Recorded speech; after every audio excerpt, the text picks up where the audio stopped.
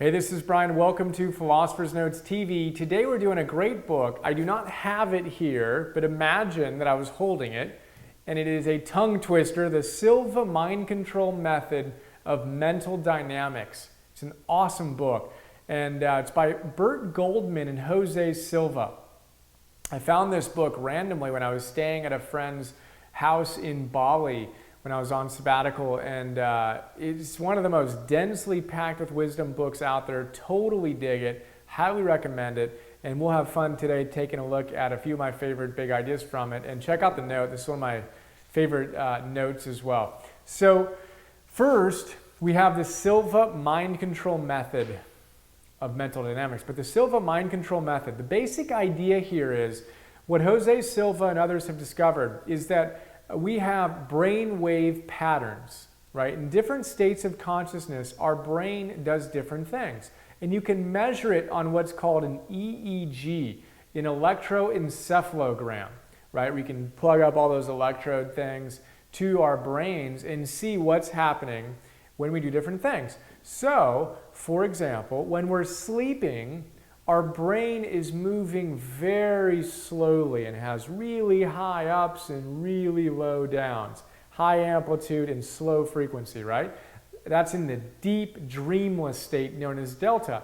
Then there's a state above that, which is theta, which is just a little bit faster and a little bit less deep, but still really slow and mellow. That's REM sleep. Then you go up from there into alpha, which again is just a little bit faster, a little bit shallower. That is kind of meditative states, right? Deep relaxation, restoration, etc.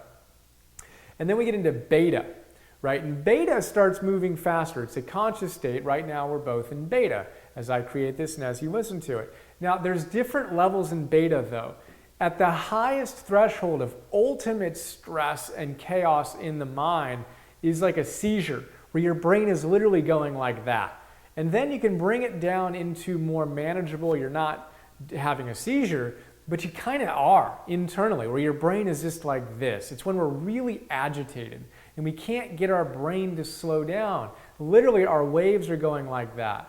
And he says that creative genius is essentially the ability to bring your brain states out of that into a lower, more relaxed beta, which we're in right now, I would imagine, and in the alpha, where we can imagine our ideal future and then fulfill it in a more moderately, beautifully harmonic brain state of kind of an awesome plugged-in genius level beta, where it's mellow versus this kind of thing. So again, we talk about this a lot in terms of having minds that are out of control. That's when our brains are like this. Well, we can't do anything of any creative merit when our brains are like that. So we want to be able to bring ourselves down into alpha, theta, delta. It's one of the primary reasons for meditation.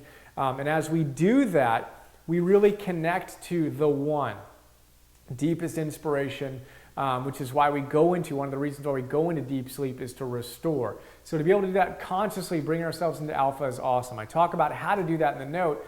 The quickest way to do it and the quickest way to describe how to do it is simply imagine sitting on a chair straight up, or however you do it comfortably, and take a couple breaths in and out, close your eyes, find some stillness and find a nice couple deep breaths, and then breathe in, thinking to yourself 3, and on the exhale, gently say to yourself, maybe imagine a 3 and go 3, 3, 3. So inhale, and then exhale 3, 3, 3 to yourself, nice and mellow.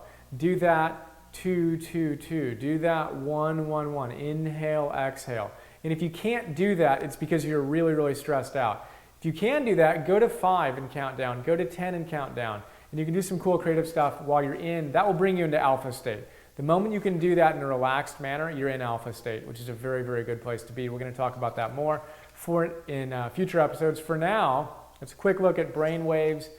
Beta, alpha, theta, delta. We want to hang out in alpha more often. That's one way to do it. Really cool idea on fear versus excitement. They say that fear, all fear is a negative expectation. So let's imagine that we have a line, right? And on it, we've got expectation. We've got a negative expectation over here, and we've got a positive expectation over here. Now, let's just say I'm recording this note, or I'm writing the note or whatever, and I think that it's going to totally suck, right? Or my business I'm going to start is going to totally suck, or the relationship and the date just isn't going to go well. My expectation is negative.